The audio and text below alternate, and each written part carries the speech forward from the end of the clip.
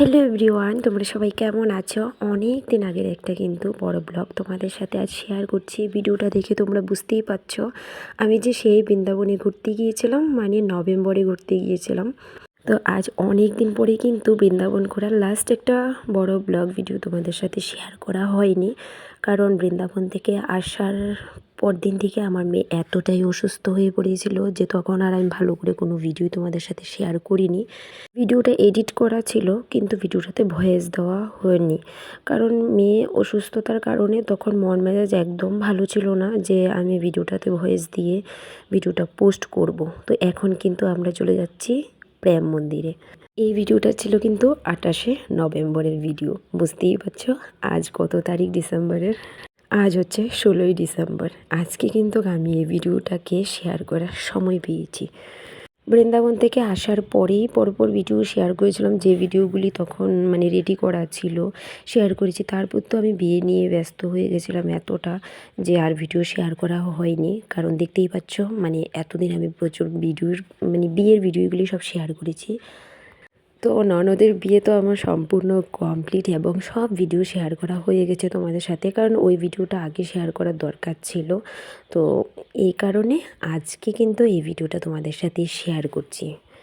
দেখো এখন সন্ধে কিন্তু প্রায় হয়েই আসছে, আর প্রেম মন্দিরের দৃশ্যটা কিন্তু সন্ধেবেলায় দেখতেই সবচাইতে বেশি সুন্দর, কারণ এখন সবগুলি লাইট জ্বালানো হবে আর দিনের বেলা ততটা ভালো লাগে না দেখতে। সেই কারণে আমরা সব জায়গা ঘুরে সন্ধেবেলায় কিন্তু ঠিক চলে এসেছিলাম প্রেম মন্দিরে। এই তো ঢুকেও গেছি, প্রচণ্ড ভিড় দেখতেই পাচ্ছ। তো এখন কিন্তু লাইটগুলি জ্বালানো হয়ে গেছে, তোমাদের দেখাচ্ছি। ভীষণ ভীষণ সুন্দর লাগছে চারদিকটা দেখতে। দেখো ভিডিওটা কিন্তু বেশ অনেক দিন পর শেয়ার করছি, যদিও আমাদের একদিনেই সব কিছু ঘোরা হয়েছে, যতটুকু সম্ভব হয়েছে মানে ঘুরতে পেরেছি। কিন্তু জানো তো এতদিন পর যে তোমাদের সাথে আমি এই ভিডিওটা শেয়ার করছি, এখনও আবার আমার ভয়েস দিতে দিতে মানে জায়গাগুলো যখন দেখছি মানে চোখে ভাসছে, ইচ্ছে করছে যে এখন আবার ছুটে যাই ওই জায়গাটাতে। কারণ সত্যি বলতে আমরা যতই ভিডিওতে দেখি না কেন, চোখে যে দেখে যে শান্তিটা মানে ভীষণ সুন্দর, আমি বলে বোঝাতে পারবো না। ওই জায়গাগুলিতে যাওয়ার পর মনটাই অন্যরকম হয়ে যায়, মনে হয় যেন ওই জায়গাগুলিতে সারা জীবন থেকে যায়, না আসি। কারণ এত সুন্দর দেখতেই পাচ্ছ লাইটিংটা, কিছুক্ষণ পরপর কিন্তু লাইটগুলি চেঞ্জ হচ্ছে, অনেকগুলি কালার আসছে, হ্যাঁ পরপর চেঞ্জ হচ্ছে প্রত্যেকটা কালার, মানে ভীষণ সুন্দর লাগছে। তারপর আমরা তো বেশ কিছুক্ষণ সামনেটা দাঁড়িয়েছিলাম, এখন একটু পেছনটায় চলে এসেছি, পেছনটা দেখছি ঘুরে ঘুরে। আর সন্ধেবেলা ভিড়টা জাস্ট দেখো প্রচুর। আর এইখানে তো প্রত্যেকগুলি সিনারি ঘুরে ঘুরে দেখছিলাম। আর এটা হচ্ছে তো দেখি তো সবাই বুঝতে পারছো গোবর্ধন পর্বতের যে সিনারিটা ভীষণ সুন্দর, যেটাতে আমার যাওয়া হয়নি, কারণ ওই জায়গাগুলিতে যেতে হলে আরেক দিনের সময় দরকার ছিল।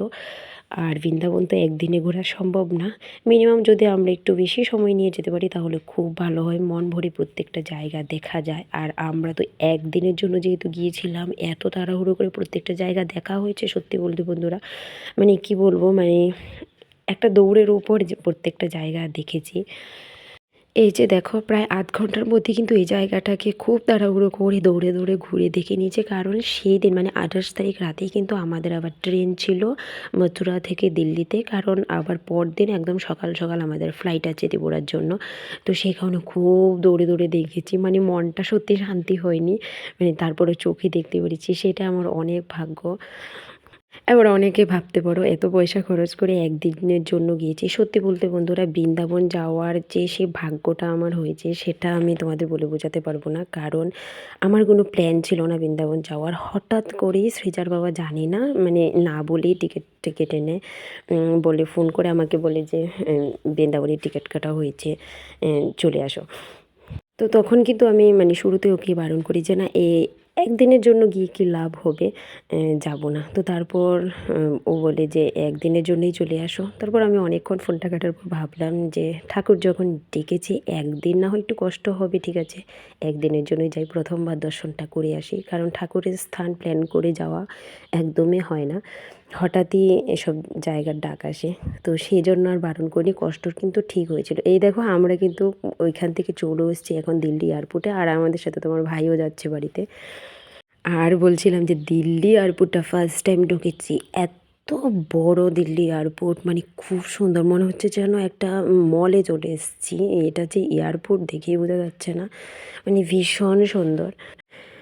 তো ফাইনালি ফ্লাইটে উঠেও গেছি। 2.5 ঘন্টার জার্নি, ভীষণ বোরিং লেগেছে ফ্লাইটে। আমারও ফ্লাইট জার্নিটা সেরকম ভালো লাগে না, বোরিং লাগে একটা জায়গায় বসে থাকতে। আর সৃজা ভীষণ জ্বালিয়েছে, বসে থাকতে থাকতে শেষ পর্যন্ত ঘুমিয়েই গেছে। আর উপর থেকে কিন্তু দেখতে ভীষণ ভালো লাগছিল। চলো বন্ধুরা, আজকের এই ভিডিওটা এখানেই শেষ করছি। ভালো থাকবে।